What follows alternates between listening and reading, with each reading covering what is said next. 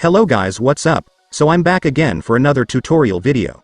So in this video, I will gonna show you how to unblock someone and add them back on Snapchat. So if you are interested, then keep on watching. But before all that, if you are new to my channel, consider to like and subscribe for more videos like this, and also, you can comment down below if you have something that you want me to make a tutorial about. So without further ado, let's start the tutorial. So before I show you how to unblock someone on Snapchat, I will block this account first just for demonstration.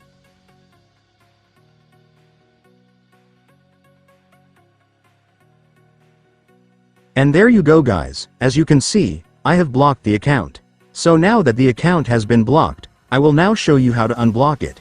So to do that, first, I want you to go to your profile at the top left corner. Once you're on your profile, next, go to Settings. And now that you're on Settings, I want you to scroll down to the very bottom. And here at the bottom you will then be able to see the blocked users option, which is where you can see all the friends you've blocked, so just go and tap it.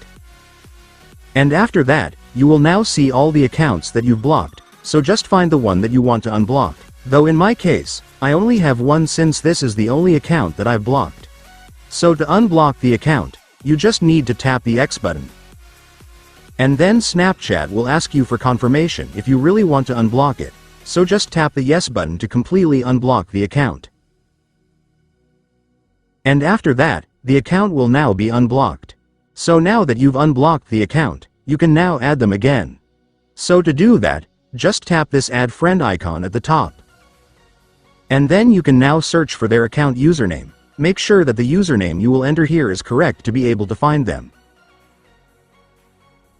And after searching, you will now see the account, so you can now add it.